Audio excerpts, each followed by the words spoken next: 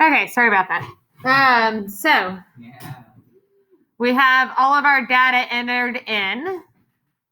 Put that in there. How many reminds do you think you're going to get later? Kids probably 0 because they stopped listening. Okay, so if I go to stat and I go to calc and I'm going to run the same 1var stats. But notice here, instead of doing just list 1 and then go to calculate, see where it says frequency list? I'm going to put in there that my L2 is my frequency list. That's telling you how many of each number. So you're going to hit second 2 to put that in as your frequency list. And then calculate. And it's going to give you the same information that we got on the last one. The only difference is I didn't have to sit there and plug in those numbers 100 times, okay? Which the one we did as an example is not really hard. The most you have to type is 5.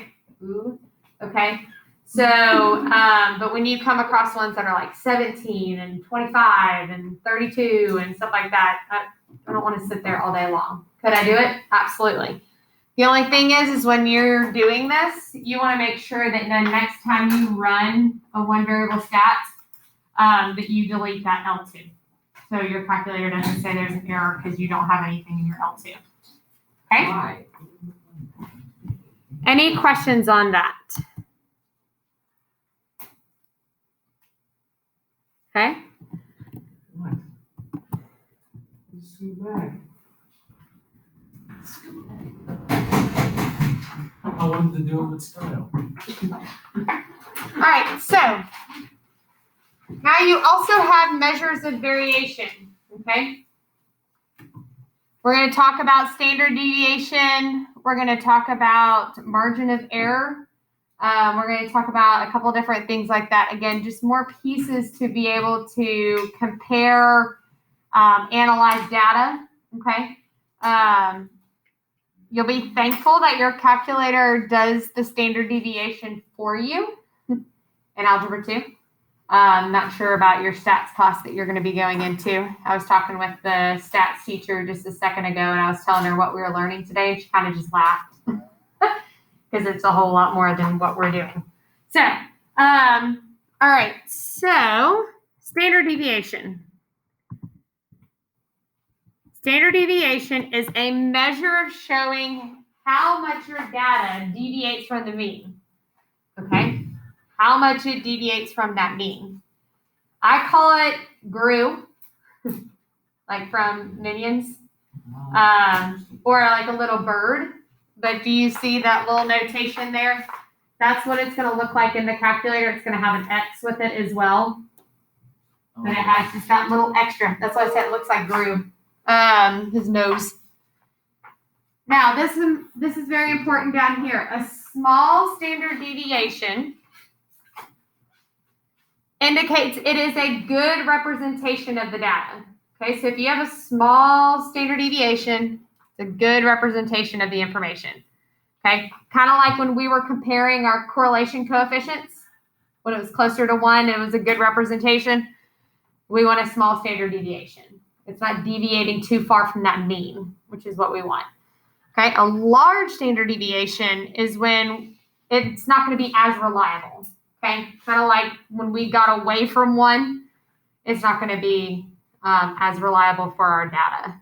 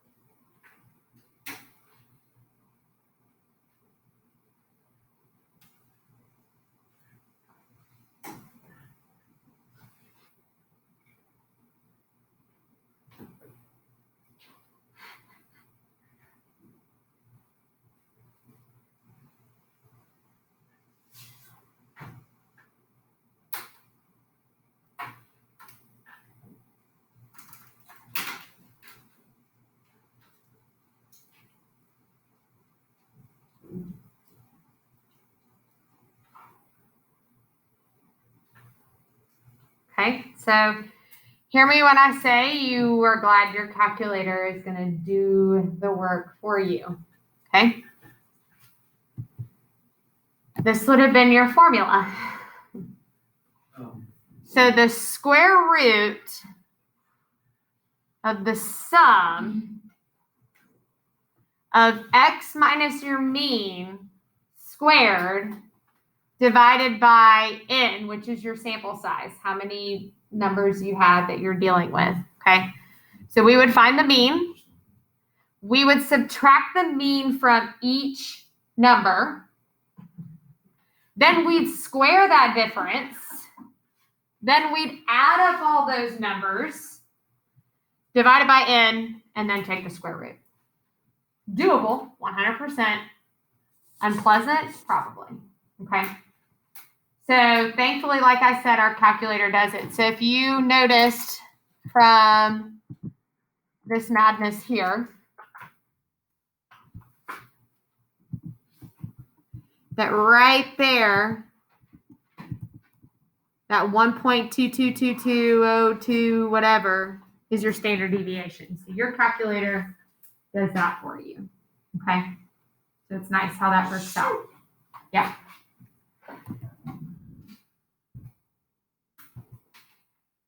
So, Can we do something like that? Just, No. Can you just like show us how that works? Hey, Liam. too sweet. Too sweet. Do you really want to see how one of those works? I mean, I'm like curious, but also I feel like I will actually short circuit in the middle of class. His lifespan will drop. So- By whatever number that is in decades. So let's look at the first one we did here. So what you would do first, we found the mean already. Okay. So then you would subtract the mean from every single one of those. Then you would square that value. Then add it together. Then divide it by n. Then take the square root.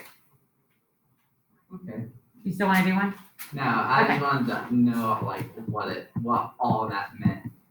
Well, I did say what it meant, and I showed you right here. Well, I also just didn't understand. Okay, but you do now. Yeah. The magic of saying something twice. Okay, so yes, back in Algebra 1, back in pre-algebra, you made box and whisker plots, okay? So you had your, which those are switched. I don't know why. You have your highest number and you have your lowest number, your maximum and your minimum. Your quartile 2 was your median of the data. Okay, that's the middle. Then you had your quartile 1 and your quartile 3. So quartile 3 was the upper half of your data and quartile 1 was your lower half of the data. So we have what's called the interquartile range. That part's very important, okay? You're simply just going to take Q3 minus Q1, okay? And that represents the middle 50% of your data can be found between those two numbers, okay? So half of your data can be found between those two numbers. Or, sorry, between the Q3 minus Q1 value, okay?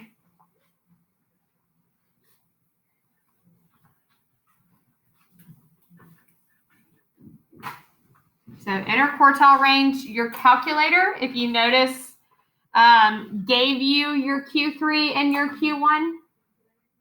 They did not tell you your interquartile range. Again, heaven forbid, you're going to have to subtract two numbers. Your calculator does all the work except for your mode and your interquartile range, which in hindsight, I'm glad they do that instead of not giving me standard deviation. I'd rather subtract two numbers. Okay. The interquartile range, the middle 50% of our data can be found Q3 minus Q1.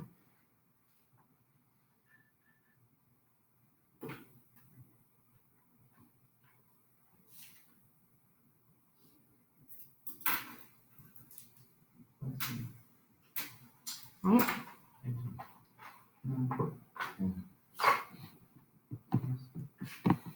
So again, if you're someone who needed the steps for what I was saying out loud, go to stat, plug in things into L1, go to calc, do 1-bar stats, and then go from there. So go ahead with the data that we've already talked about. Find the mean, standard deviation, sample size, and interquartile range. Yeah. I'm sorry? Go back.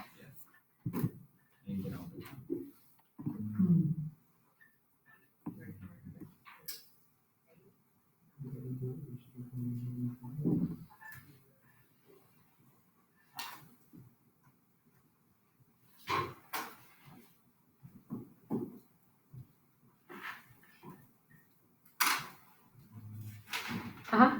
Is your interquartile range necessarily always your median? Or do they just... No, because if you notice, your median of your data is not in the middle of these two. So it's not necessarily in the dead middle. I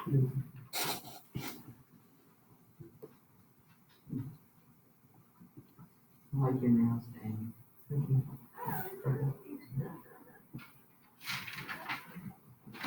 Are you good now? Okay. So yes, find the mean, the standard deviation, the sample size, and the interquartile range.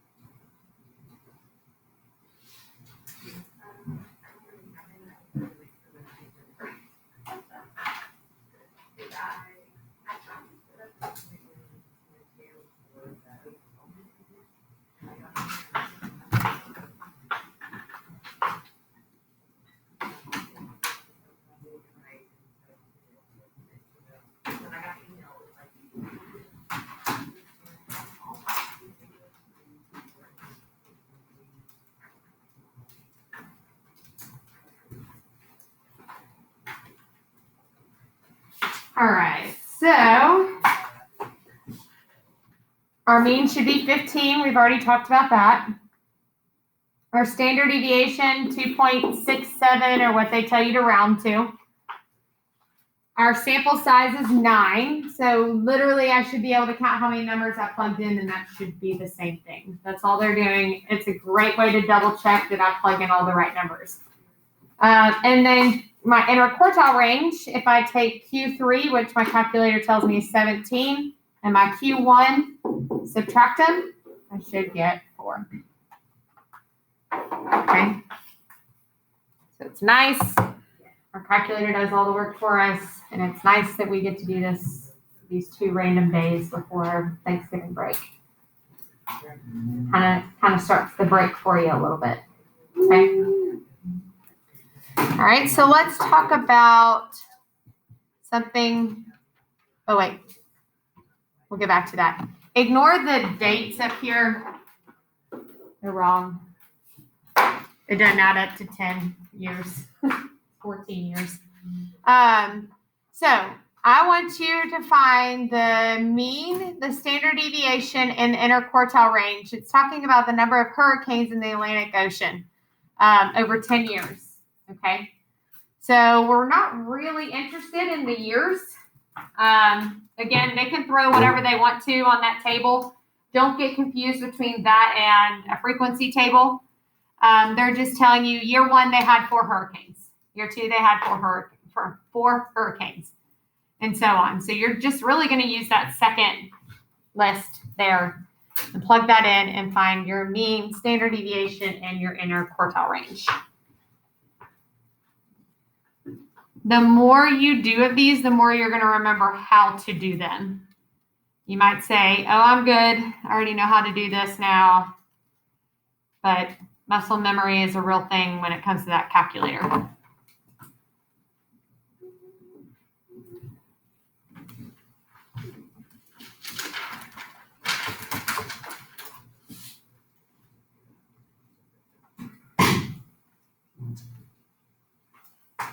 I should try to scoot my chair back and move the table.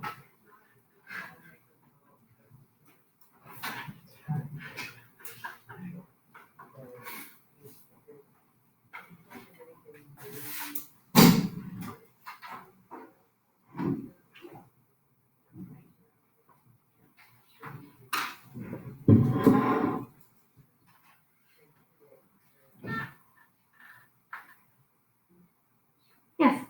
How do I make my frequency list 2 on my calculator?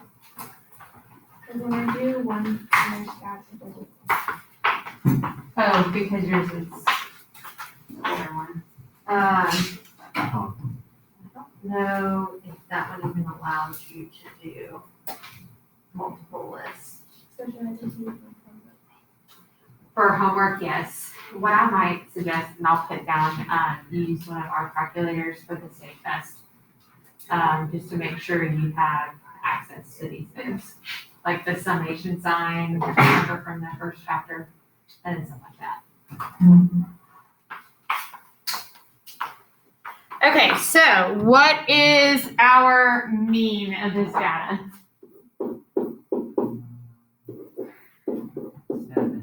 7. Okay. And what is our standard deviation? 3. And our inner quartile range? 6. So you had 10 minus 4, and that got us 6. Any issues with plugging this in the calculator?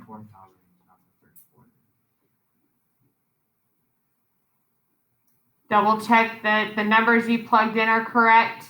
Double check that you have, a lot of times, like if numbers start doubling up or numbers start looking the same, that can also mess you up. That's what messed me up on the next problem. The decimals were different, but when I looked back up, I completely forgot to put 1. Just make sure you don't forget 1.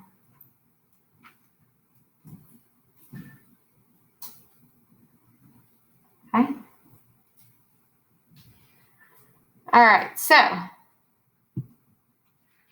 the only way these problems, we'll get to one of them here in a second. Never mind. Okay, so let's talk about margin of error.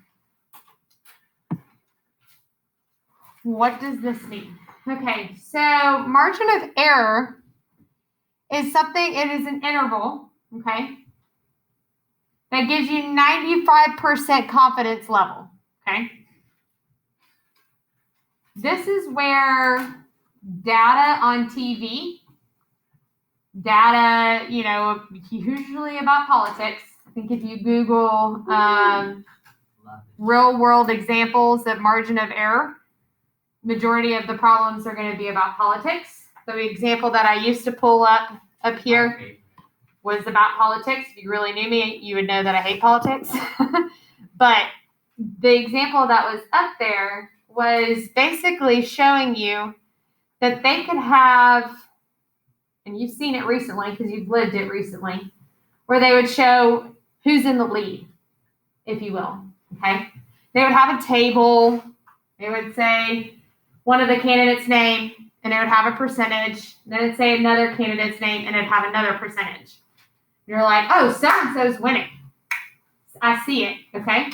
But if you look real small down below, there's usually going to be something that's called a margin of error, okay?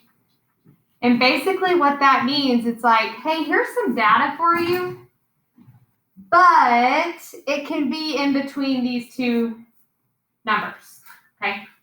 So for example, You could have some data that's displayed to you that says someone's winning by 38% and someone is winning by 24%.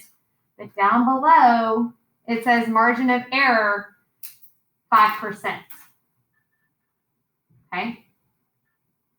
What that means is both of those values could either be +5 or -5. Okay? So it's just like a little bit of a, hey, we're about 95% sure we're in between these two values. We went with this one. Okay? So that's where things can be misunderstood. Okay? That's kind of like when they say 1 in 6 dentists, not 1 in 6, more like 5 and 6. I did it the wrong way. 5 and 6 dentists approve of this toothbrush. But then it's like, well, how many dentists did you actually ask? You know, did you ask only 6 people? But things like that can like make data very misunderstood. So margin of error, how we're going to actually find that is 2 times our standard deviation divided by the square root of our sample size. Okay, that's going to tell me what my margin of error is here. So we're going to look at some temperatures from 2 different cities, and then we're going to compare that information to say, is it possible that between the data that we have here that next year it could be 75 degrees or whatever? Okay, we're going to look at that. We're going to see that margin of error. So this is probably like the only formula you'll really have to know for this chapter, besides the probability stuff. The stat stuff, yes. Okay, so the only way these problems get really annoying is when they tell you 2 different cities. And the reason for that being is you have to run the data for each one individually. So make sure when you run the first one that you write down everything you need before clearing that data and running the next one. Okay, so they want the mean, the standard deviation, and the margin of error for both Jacksonville, Florida, and Austin, Texas. So go ahead and find that information.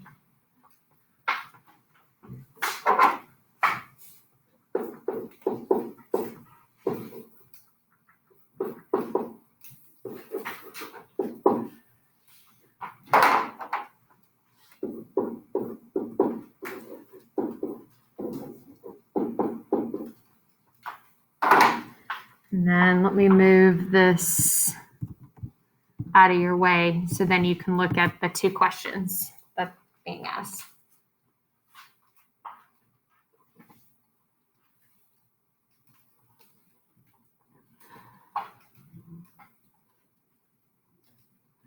Make sure before you clear it, you've got everything you need. Not that you can't go back, it's just annoying to type it again.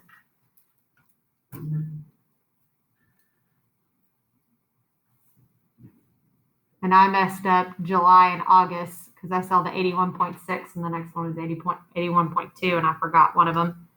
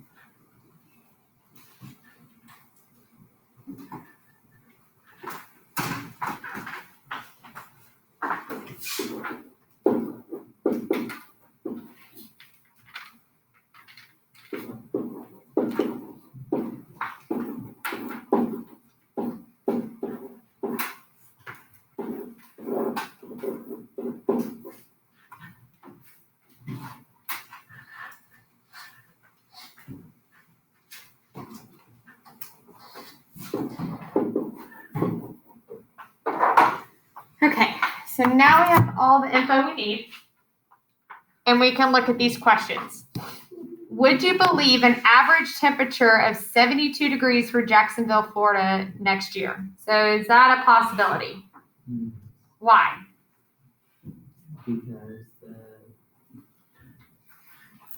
the margin of error is 5.9, and so that 72 is within that range. Yeah, so if we wanted to figure out the actual range of our margin of error, all I would have to do is take 67.99, add 5.95 to it, and subtract 5.95 to it. Okay, so it's like 95% sure between those two numbers, your data is going to fall. Is it 100%? Literally, no, it's not, okay, because that's not always going to be true. All right, we've come across temperatures, especially in Knoxville, that were like, that was nowhere near the average. That was nowhere near what's normal, okay? So that is just kind of a margin of error, like you could fall in between this range. So yes, so it is possible because our margin of error, if we added those two values, let me do that real quick.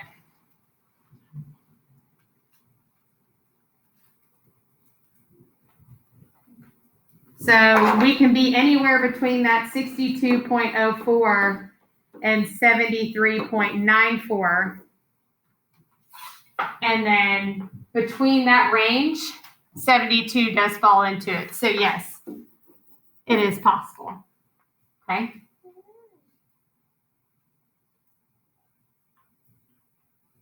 All right, so the next one says, what average range do you expect the temperatures to be in Austin, Texas? So the same thing, I'm going to take the 68.58 and I'm going to add the 7.28. And then I'm also going to subtract the 7.28. So anywhere between about 76 degrees and 61 degrees is going to be my average temp. Okay. Not 100% sure, it's 95% sure. All right. Questions on that? Like I said, that's how it gets to be a little annoying when you have to compare two places, because you have to make sure you get everything. If not, to run it again, you just have to put in all those numbers. Just gets to be annoying. Okay. Doable. Annoying. Okay. Any questions?